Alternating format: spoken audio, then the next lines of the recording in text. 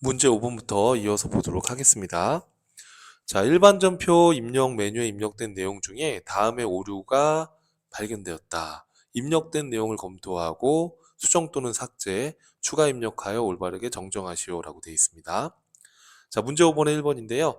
8월 20일 두리 상사에서 상품을 3,500만 원에 매입하기로 계약을 하고 현금으로 지급한 계약금 350만 원을 모르고 거꾸로 그냥 선수금 입금 처리를 했대요. 자, 원래는 차변에 선급금, 대변에 현금 이렇게 해야 되는데 아마 반대로 처리를 한 것 같아요. 자, 그러면 우선은 해당 날짜로 들어가 주시면 되는 거죠. 자, 날짜는 8월 20일입니다. 8월 20일로 우선은 들어가 주시고요. 자, 들어가 보니까 차변에 현금, 대변에 선수금 이렇게 해놨어요. 자, 이게 아니죠, 여러분. 현금이 지금 나간 거니까 이거를 대변으로 바꿔야 될 것 같아요. 그죠? 그리고 우리가 현금을 미리 준 거니까 대변의 선수금이 아니라, 그죠? 차변의 선급금이 돼야 되는 거죠. 이해될까요, 여러분? 거래처는 둘이 상사가 맞으니까 이대로 두시면 되겠네요. 자, 이렇게 해서 수정을 해주시는 문제였습니다. 좀 특이했던 문제 같아요. 그죠? 자, 그 다음에 다음 문제 볼게요. 자, 2번입니다. 9월 16일 날 보통예금 계좌에서 나라은행으로 이체한 400만 원은 이자 비용을 지급한 것이 아니라 단기 차입금을 갚은 거래요. 자, 그러면 자, 한번 전표를 들어가서 확인해 볼까요? 자, 날짜는 9월 16일이죠. 그럼 9월 16일로 들어가 보니까 차변에 이자 비용으로 이렇게 회계 처리를 해놨는데 이거는 차입금을 갚은 거네요.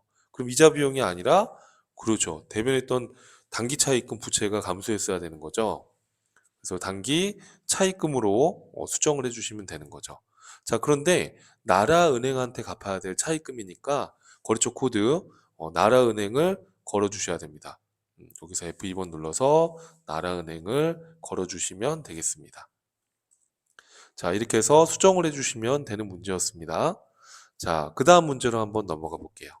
자, 그 다음에 나와 있는 건 또 어떤 건가요? 자, 이제 문제 6번이죠. 문제 6번은 12월 31일 날 기말해야 되는 수정 분계들을 우리가 네 문제가 나오는 거죠. 그래서 첫 번째 문제부터 한번 볼게요.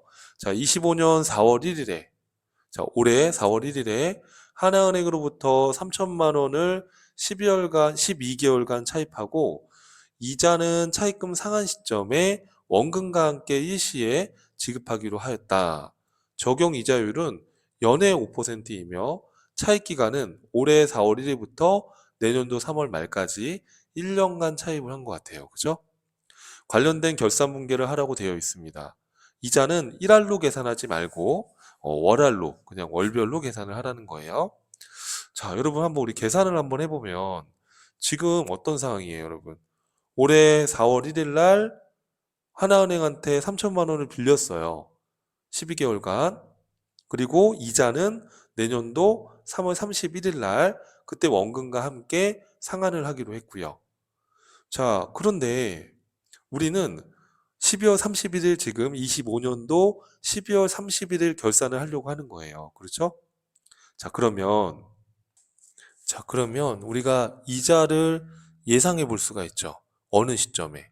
25년 12월 31일 이 시점에서 결산을 할 때, 자, 지금 3천만 원의 연 이자율이 5%예요. 계산기 한번 눌러보시겠어요? 3천만 원에 5% 하면 얼마 나오세요? 150만 원이 나오죠. 그러면 150만 원 1년 동안의 이자 비용이 150만 원인데 지금 25년도 4월 1일부터 25년도 12월 말일까지 9개월이잖아요. 12개월 중에 9개월이 이미 경과가 됐기 때문에 지금 우리는 25년도 12월 31일 시점에서 생각하는 거예요. 그렇죠? 그러면 9개월이 이미 기간이 경과됐기 때문에 자, 12분의 9 하게 되면 112만 5천 원이 나옵니다. 이만큼 이자 비용이 발생됐다라고 예상할 수 있잖아요. 이걸 우리는 비용의 예상이다. 비용의 발생이다. 그렇게 부르는 거예요. 이때 쓰는 계정 과목이 그렇죠. 미지급 비용입니다. 그러면 우리가 차변에 이자 비용, 대변에 미지급 비용 이 회계 처리를 해주는 거예요. 자, 바로 한번 입력을 해볼게요. 자, 그러면 12월 31일자로 들어가서 12월 31일자로 들어가서 자, 우선 전표 입력을 12월 30일자로 들어가서 해주시면 되겠죠. 차변의 이자 비용, 그렇죠? 이자 비용이라는 비용이 발생했고요. 이자 비용 조회하시면 되겠고요. 금액이 얼마였죠, 여러분? 112만 5천 원이었죠? 자, 그리고 대변에는 뭐라고 하시면 돼요? 그럼 대변에는 그렇죠. 미지급 비용으로. 미지급 비용이라는 부채로 기록을 해주시면 돼요. 자, 미지급 비용이라는 부채로 기록을 해주시면 된다는 거. 자, 문구를 한번 다시 보면, 자, 지금 문제에서 하나은행으로부터 빌렸다라고 하나은행이라는 거래처 명이 나와 있습니다. 그렇죠? 그러면 거래처 코드를 걸어주는 게 원칙이니까 하나은행이라고 걸어주시면 됩니다. 자, 근데 확정 답안을 보면 하나은행이라는 거래처 명이 써 있지 않아요. 그러면 이걸 걸지 않아도 감점을 하지 않았다는 얘기잖아요. 그죠? 자, 하지만 원칙적으로는 채권 채무를 걸라고 했기 때문에 미지급 비용도 하나의 채무기 때문에 걸어주세요, 여러분. 혹시 거래처 코드가 명시되어 있으면 어디 거래처다라고 이렇게 나와 있으면 지금처럼 만약 이게 안 나와 있는 경우가 대부분이에요. 그러면 걸 수가 없죠. 근데 이렇게 문제 지문에 나와 있다 그러면 이걸 걸어주는 게 원칙이니까 이걸 걸어주시는 게 맞습니다. 그렇죠? 근데 이걸 안 걸었다 하더라도 감점을 하진 않는다라는 거죠. 하지만 원칙대로 풀어주는 게 맞다라는 거예요, 제 말은. 어, 원칙적으로 풀어주시면 되겠고요. 자, 그 다음에 다음 문제를 한번 또 보도록 할게요. 자, 또 어떤 문제가 나와 있을까요? 결산일 현재 예금에 대한 기간 경과분 발생 이자는 15,000원이었다 이렇게 돼 있어요. 자, 예금에 대한 기간 경과 발생 이자가 뭘까요? 예금을 하게 되면 이자를 받는 거잖아요. 그럼 지금은 이자 수익에 대한 걸 이야기하고 있는 거죠. 그걸 우리가 지문상 문제 지문에서 캐치할 수 있죠. 예금에 대한 기간 경과 발생 이자다. 예금을 하면 이자를 받는 거니까. 자, 그러니까 이거는 거꾸로 우리가 1번은 비용의 예상이다라고 했지만 2번은 수익의 예상이 되는 거죠. 12월 31일 날 보니까 예금한 게 있었고 12월 31일 결산할 때 보니까 그 예금한 거에 따른 이자 발생 금액이 15,000원이래요. 근데 아직 받지는 못했어요. 받기로 한 날은 안 됐지만 우린 지금 결산하는 시점에서 우리가 수익과 비용을 예상할 수 있는 거니까 12월 31일 날 결산할 때 보니까 12월 31일까지 발생된 이자 수익이 15,000원이다. 그렇게 우리가 지금 예상을 했다라는 거예요. 자, 그럼 어떻게 분결하면 돼요? 그렇죠. 차변의 미수 수익, 대변의 이자 수익으로 회계 처리를 해주시면 되는 겁니다. 자, 바로 한번 입력해 볼게요. 자, 차변의 미수 수익. 수익의 예상을 나타내는 계정과목은 미수 수익이에요. 이건 자산입니다. 자, 어디 거래처인지는 나와 있지 않죠. 그러니까 이때는 우리가 거래처 코드를 걸고 싶어도 자료가 없기 때문에 걸 수가 없는 것이죠. 자, 금액은 얼마라고 그랬었죠? 15,000원이라고 얘기했었죠. 자, 그리고 대변에는 뭐라고 하시면 돼요? 그렇죠. 대변에는 이자 수익으로 회계 처리를 해주시면 되는 겁니다. 자, 이렇게 해서 이자 수익을 조회해서 입력해 주시면 되는 거죠. 자, 그 다음 문제를 볼게요. 자, 그 다음에 3번이에요. 자, 기말 현재 영업부 비품에 대한 2025년도 올해 단기분의 감가상각비가 170만 원이다 이렇게 돼 있어요. 자, 그럼 분기 어떻게 하시면 돼요, 여러분? 그렇죠. 12월 31일 날 차변에 감가상각비라는 비용으로 회계 처리해 주시면 되겠고요. 감가상각비. 자, 판매비와 관리비에 해당하는 800번대로 감가상각비를 입력해 주시면 되겠고, 얼마라고 했었죠? 감가상각비가 170만 원이다라는 거죠. 자, 그리고 대변에 우리 뭐라고 여러분? 직접 상각하지 않고 간접 상각법을 하는 거니까 대변에 그렇죠. 감가상각 누계액인데 주의하실 거는 이때 자, 코드 번호 주의해 주셔야 되겠죠? 비품에 대한 감가상각이니까 비품과 관련된 계정을 쓰셔야 돼요. 그쵸? 그래서 213번을 걸어 주셔야 되는 겁니다. 비품 코드 번호가 212번이에요. 이걸 외우는 필요는 없어요. 참고로 알려드리는 건데 이 다음 번호로 누계액을 설정하는 거예요. 이렇게. 이런 식으로 그 다음 번호에 감가상각 누계액이 이렇게 다 설정이 되어 있어요. 그래서 그 옆에 비품이라고 써 있는 글자를 보고 그 해당 관련된 누계획 계정을 쓰셔야 된다는 거 이거 잊으시면 안 됩니다. 자, 이렇게 해서 분개해 주시면 되겠고요. 자, 그 다음 문제 또 뭐가 있을까요? 자, 그 다음에 보니까 결산을 위해서 창고의 재고 자산을 실사한 결과 기말에 남아있는 상품 재고액이 650이래요. 자, 그러면 무슨 얘기예요? 이 문제가 나왔다는 것. 그렇죠. 상품 매출 원가에 대한 분개를 하라는 얘기예요. 자, 이런 문제가 나오시면 자, 우리가 상품 매출 원가는 기초 상품에다가 단기 상품 매입액을 더하고 이렇게 남아있는 기말 상품 재고를 빼면 나머진 매출 원가로 팔려 나갔다라고 회계 처리를 하는 거예요. 그죠? 그럼 이런 문제가 나오시면 무조건 이렇게 접근하시는 거예요. 자, 먼저 기초 상품 재고액에서 단기 상품 매입한 금액의 상품을 알아야 되니까 상품의 잔액을 조회해 보셔야 되는 거예요.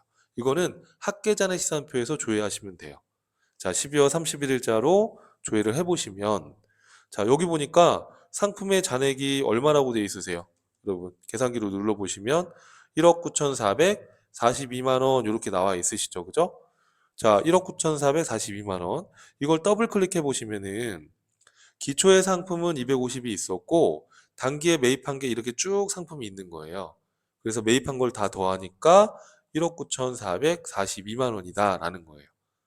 이해되시죠? 자, 그런데 1억 9,442만 원이 있었는데 기말에 결산하려고 보니까 재고가 얼마 남아 있어요, 보니까. 여러분. 650만 원의 재고가 남아 있죠. 그러면 1억 9,442만 원에서 650만 원을 빼게 되면 1억 8,792만 원이 나와요. 이게 지금 1년 동안 팔려나간 상품 매출원가 비용이에요. 이거를 상품 팔 때마다 기록하는 게 아니라 기말에 이렇게 수정 분계를 통해서 해주는 거예요. 자, 그러면 어떻게 하시면 되겠어요? 자, 여러분 이건 제가 기본서 본문 강의에서도 말씀드렸었죠. 상품 매출 원가에 대한 회계 처리는 그냥 차변 대변으로 하지 마시고 특별한 지시사항이 없는 이상은 그냥 결차 결대로 해라. 프로그램 기능 때문에 그렇다라고 말씀드렸습니다. 자, 그러면 여기 밑에 보시면 5번이 결산 차변. 그럼 여기 5번 눌러주시면 결차로 뜹니다. 그럼 F2번 눌러서 상품 매출 원가 비용을 입력해 주시면 되는 거예요. 이해되시죠, 여러분? 자, 요 금액이 계산기 보시면 얼마였어요? 아까 1억 8천 792만 원이다라고 계산기로 계산한 금액을 입력해 주시면 되는 거예요. 이해하시겠죠, 여러분? 이렇게 1억 8,792만 원. 자, 그리고 6번 결대라고 구분해 주시면 돼요. 그럼 6번에 상품이라는 자산이 감소했다라고 기록해 주시면 되는 거예요. 이해하시겠죠, 여러분? 자, 이렇게 하고 그 다음 조회하는 문제 푸시면 돼요, 여러분. 이렇게 푸는 거예요. 이해될까요? 자, 그런데 자, 우리가 매출원가 분기라든지 감가상각에 대한 회계 처리는 이렇게 직접 내가 일반 조표에다가 입력을 할 수도 있지만 결산자료 입력을 통해서 자동으로 분기를 생성할 수 있단 말이에요. 그래서 이렇게 문제를 푸셔도 되고, 자, 또 다른 방법은, 자, 감가상각비랑 상품 매출원가 분기한 거는 제가 다시 지우고, 우리가 결산자료 입력을 통해서 자동으로 분기 생성하는 걸로도 한번 보여드릴게요. 이렇게 문제를 풀어도 되고, 아니면, 자, 이거 지울게요. 두 문제. 자, 이거 삭제하고, 자, 먼저 내가 수동으로 직접 일반 지표에 입력해야 되는 것들은 이렇게 다 입력을 하시고요. 이런 감가상각이나 매출원가에 대한 이 분계는 결산자료 입력에서 가능하다라고 한다면, 자, 이거를 닫고, 자, 어디로 들어가시면 돼요? 그렇죠. 결산자료 입력으로 들어가서 1월부터 12월로 조회를 하시고요. 자, 우린 제조기업이 아니니까 제품 매출원가가 사용 여부가 여로 될 필요가 없어요. 그냥 부로 되어 있는 상태로 그냥 확인 누르시면 돼요. 이렇게. 자, 그러면 데이터가 쭉 집계가 됐어요. 자, 그럼 이 중에서 자, 감가상각 비품에 대한 감가상각비 170만 원에 대해서는 판매비와 관리비 안에 감가상각 안에 비품란에다가 해당 금액을 입력하시는 거예요, 이렇게. 이해되시죠, 여러분? 그다음에 우리 기말에 상품 재고가 얼마 남았다고 지금 했었죠? 기말 상품 재고가 650만 원이 남아 있다. 그러면 여기 보시면 상품 매출원가 밑에 기초상품과 단기상품 매입액 이 자료가 다 집계되어 있어요. 이 밑에 기말상품 재고액에다가 자, 650만 원이었죠. 650만 원을 입력하고 엔터를 눌러주시면 자, 기초상품 재고액에다가 단기상품 매입액을 더하고 650 기말상품 재고를 빼서 나온 금액, 이 금액이 여기 결산 후에 금액에 1억 8,792만 원, 이 금액이 산출되는 거예요. 이해되시죠, 여러분? 자, 이렇게 해서 여기 기말상품 재고액에다가 금액을 넣고 감가상각 해당 란에다가 금액을 넣고 그리고 다 했다 그러면 마지막에 어떻게 하시면 돼요? 그렇죠. 상단에 전표 추가를 클릭해 주시면 자, 추가를 클릭해 주시면 자동 결산 분기 완료라고 해서 분기가 생성이 된 거예요. 자, 이걸 닫고 일반 전표 입력으로 들어가서 확인해 볼게요.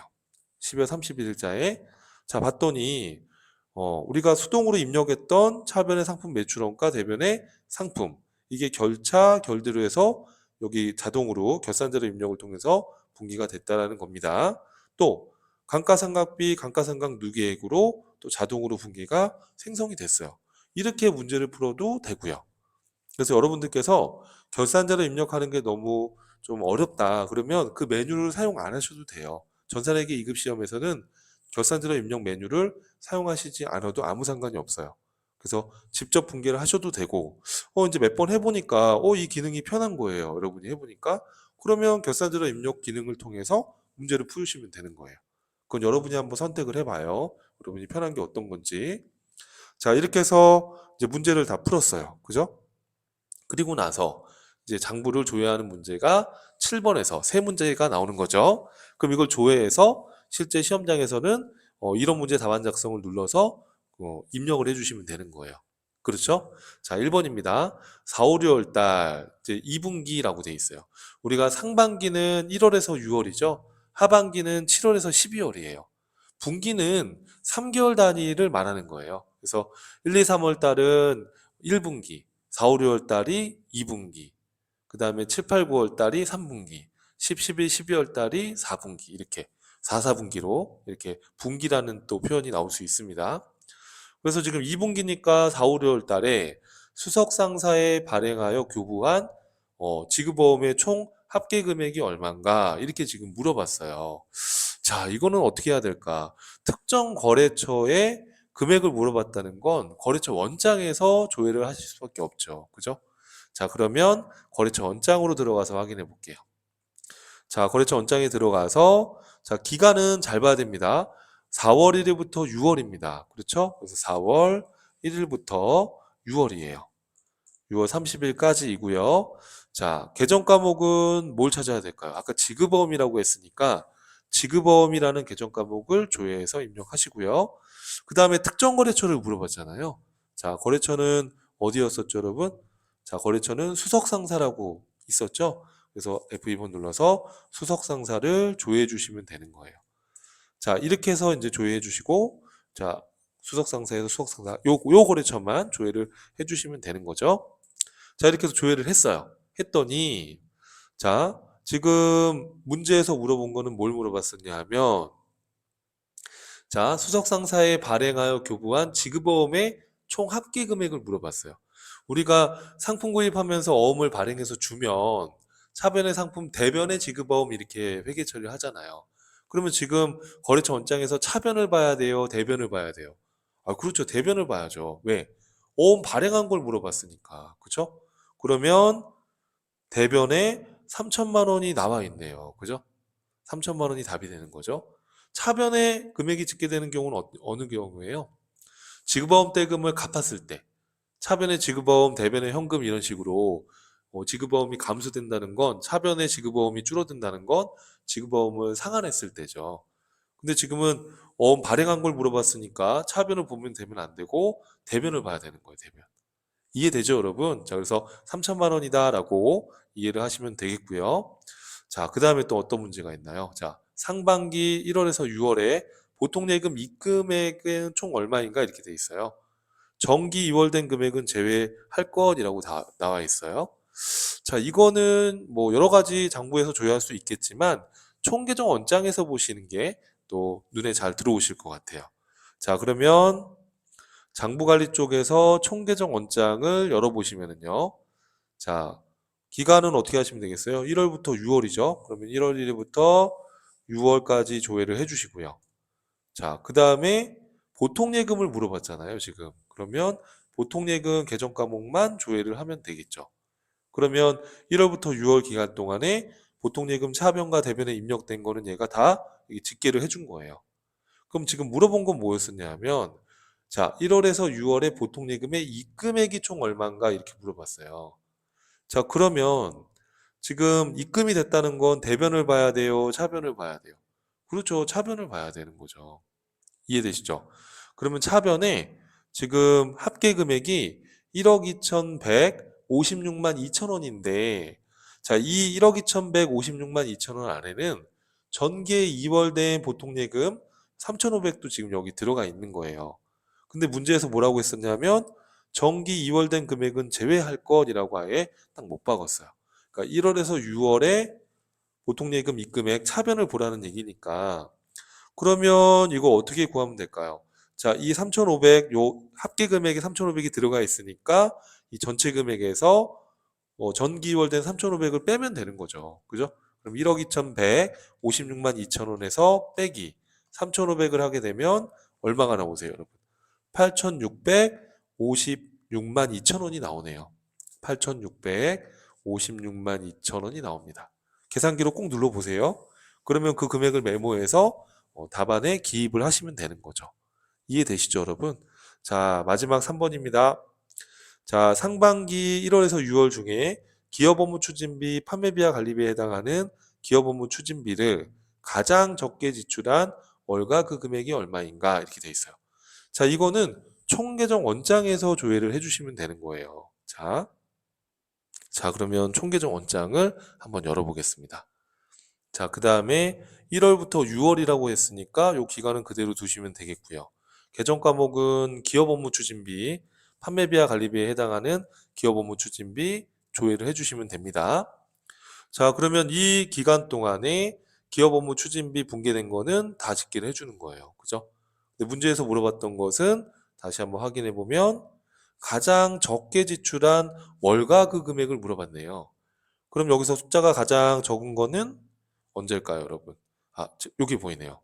3월 달의 숫자가 가장 적고요. 그 금액은 27만 2천 원이네요.